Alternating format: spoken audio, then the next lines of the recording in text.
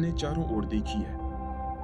आपकी मेज, आपकी कॉफी का कप, आपका अपना शरीर। यहाँ तक कि तारे, ग्रह और खुद आकाशगंगाएं, यह सब पूरे ब्रह्मांड का सिर्फ 5% है। बाकी 95% एक साया है। यह अदृश्य है, हर जगह है, और इसका एक बड़ा हिस्सा, डार्क मैटर, वही है जिसने हमारी आकाशगंगा को एक साथ बांध रखा है। दशकों से हम इस साये का शिकार कर रहे हैं।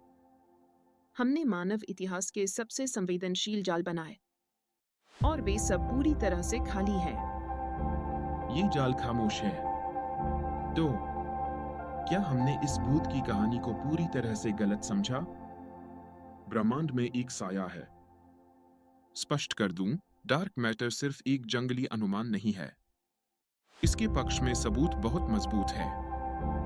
हमने इसे कभी नहीं देखा, लेकिन हमने पूरे ब्रह्मांड में इसके पैरों के निशान देखे हैं। पहला निशान, आकाशगंगा की समस्या। फिजिक्स 101 कहता है कि एक आकाशगंगा के बाहरी किनारे के तारों को केंद्र के तारों की तुलना में धीमी गति से घूमना चाहिए। ठीक वैसे ही जैसे हमारे सौरमंडल में प्लूटो बुध की तुलना में बहुत धीमा चलता है। लेकिन हम ऐसा नहीं देखते। जब हम सर्पिल आकाशगंगाओं को मापते हैं, तो बाहरी तारे बहुत तेजी से घूम रहे होते हैं।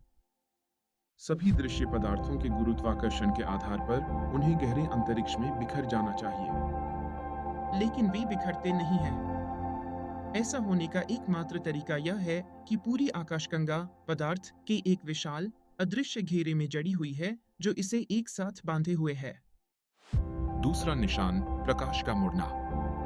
आइंस्टीन ने हमें सिखाया कि द्रव्यमान स्पेस टाइम को मोड़ता है। और हम देखते हैं कि दूर की आकाशगंगाओं से आने वाला प्रकाश मुड़ रहा है, विकृत हो रहा है, ऐसी जगह से जहां कुछ भी नहीं है। हम इसका नक्शा बना सकते हैं। वहां भारी मात्रा में द्रव्यमान है, लेकिन हम एक भी चीज नहीं देख सकते। तो सबूत अकाट्य हैं। यह साया असली है। यह ब्रह्मांड के सभी पदार्थों का लगभग 85% हिस्सा है। और दशकों तक हमारे पास एक मुख्य संदिग्ध था। 30 सालों तक सबसे प्रमुख सिद्धांत एक कण का था जिसे विम्प कहा जाता था, यानी वीकली इंटरैक्टिंग मैसिव पार्टिकल। इसे एक भारी, शर्मीली गेंदबाजी गेंद के रूप में सोचें। सिद्धांत यह था कि विम्स हमारे चारों ओर हैं, हर सेकंड अरबों की संख्या में आपके और मेरे आर पार जा रहे हैं। लेकिन वे शायद ही कभी सामान्य पदार्थ से टकराते हैं। इसलिए वैज्ञानिकों ने एक को पकड़ने के लिए दुनिया के सबसे अविश्वसनीय भूतिया जाल बनाए। उन्होंने अतिशुद्ध तरल ज़ेनॉन के विशाल टैंक बनाए। उन्होंने उन्हें कॉस्मिक किरणों के शोर को रोकने के लिए पुरानी सोने की खदानों में 1 मील भूमिगत दफन कर दिया। और फिर वे बस इंतजार करने लगे। वे घोर अंधेरे में एक छोटी सी पिंग का इंतजार कर रहे थे, एक विम्प के एक ज़ेनॉन परमाणु से टकराने से निकलने वाली प्रकाश की एक झलक। उन्होंने उन्हें और बड़ा बनाया, और ज्यादा संवेदनशील। LZ डिटेक्टर अपनी तरह की अब तक की सबसे संवेदनशील मशीन है। और इतने सालों के बाद उन्हें क्या मिला? बिल्कुल कुछ भी नहीं। एक भी पुष्ट पिंग नहीं। जाल खामोश है। वह साया सामने नहीं आ रहा है। यह सिर्फ एक असफलता नहीं है, यह एक संकट है। हमारे मुख्य संदिग्ध के पास एक पक्का सबूत है। यह वैज्ञानिकों को सोचने पर मजबूर कर रहा है कि क्या हो अगर डार्क मैटर कोई कण हो ही ना। विम्प सिद्धांत के लाइफ सपोर्ट पर होने के साथ हम अजीब फिजिक्स के युग में प्रवेश कर चुके हैं। यह केस पूरी तरह से खुल गया है और नए विचार सीधे साइंस फिक्शन से निकले हुए लगते हैं। संदिग्ध नंबर 1, फजी डार्क मैटर। यह मेरा पसंदीदा है। क्या होगा यदि डार्क मैटर एक कण नहीं बल्कि एक लहर हो, एक महासागर? यह सिद्धांत कहता है कि डार्क मैटर खरबों खरबों अति हल्के कणों से बना है, जिन्हें एक्सियन कहा जाता है। वे इतने अविश्वसनीय रूप से हल्के होते हैं, एक इलेक्ट्रॉन से अरबों गुना हल्के, कि वे अलग अलग कणों की तरह व्यवहार करना बंद कर देते हैं और एक एकल क्वांटम वेव की तरह व्यवहार करते हैं। हम इसे फजी डार्क मैटर कहते हैं। यह ऐसा है जैसे ब्रह्मांड एक विशाल, अदृश्य, कंपन करती धुंध से भरा हो। यह फजीनेस उन समस्याओं को भी हल करती है जो विम्स नहीं कर सकते थे, जैसे कि कुछ छोटी आकाशगंगाओं के केंद्र उतने घने क्यों नहीं हैं जितनी हम उम्मीद करते थे। इसका लहर जैसा स्वभाव सब कुछ फज कर देता है। संदिग्ध नंबर 2, प्राइमोरियल ब्लैक होल्स। ठीक है, संदिग्ध नंबर 2। क्या होगा यदि यह साया कोई नया कण नहीं, बल्कि एक बहुत बहुत पुराना कण हो? क्या होगा अगर डार्क मैटर सिर्फ ब्लैक होल्स हों? वो विशाल ब्लैक होल नहीं जो हम आज देखते हैं, जो मरे हुए तारों से बनते हैं। हम बात कर रहे हैं प्राइमोरियल ब्लैक होल्स की, जो बिग बैंग के पहले ही सेकंड में बने थे।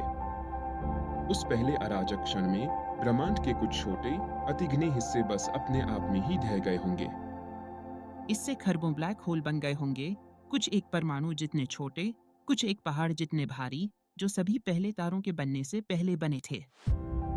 वे पूरी तरह से अंधेरे होंगे, उनमें हमारी जरूरत के हिसाब से गुरुत्वाकर्षण होगा और वे चुपचाप शून्य में घूम रहे होंगे। वे ही असली साया हैं। संदिग्ध नंबर 3, मॉडिफाइड ग्रेविटी। और यहाँ सबसे क्रांतिकारी, सबसे विवादास्पद विचार है, क्या होगा अगर कोई साया हो ही ना? क्या होगा अगर गुरुत्वाकर्षण के बारे में हमारी समझ ही गलत हो? यह सिद्धांत, जिसे मोंड कहा जाता है, कहता है कि आइंस्टीन और न्यूटन के नियम एकदम सही हैं, बस एक बिंदु तक। लेकिन एक गैलेक्टिक पैमाने पर, जहां गुरुत्वाकर्षण अविश्वसनीय रूप से कमजोर होता है, नियम बस बदल जाते हैं। गुरुत्वाकर्षण हमारी अपेक्षा से थोड़ा अधिक मजबूत हो जाता है। हमें अतिरिक्त चीजों की जरूरत नहीं है, हमें नई फिजिक्स की जरूरत है।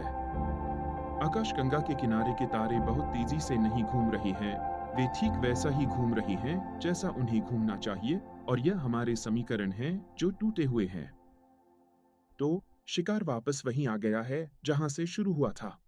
पुराना सरल नक्शा बेकार है और नया नक्शा राक्षसों से भरा है। लेकिन यही बात इसे फिजिक्स का सबसे रोमांचक समय बनाती है। हम अब तक की सबसे बड़ी भूतिया कहानी के जासूस हैं। वैज्ञानिक अब पूरी तरह से नए प्रकार के जाल बना रहे हैं, रेडियो टेलीस्कोप जो एक्सियन की हल्की गुनगुनाहट को सुन रही हैं, और विशाल नई ऑब्जर्वेटरीज जो एक प्राइमोर्डियल ब्लैक होल की छोटी सी टिमटिमाहट के लिए आसमान को स्कैन कर रही हैं। हम अब सिर्फ एक कण की तलाश नहीं कर रहे हैं, हम उस अदृश्य वास्तुकला को खोजने की कोशिश कर रहे हैं जिसने सब कुछ बनाया है। चाहे वह कुछ भी हो, एक फजी लहर, एक प्राचीन ब्लैक होल, या हमारे अपने तर्क में एक घातक दोष, इसे खोजना सिर्फ एक नोबेल पुरस्कार नहीं जिताएगा। यह वास्तविकता की हमारी समझ को फिर से लिख देगा। तो आप किसे चुनते हैं?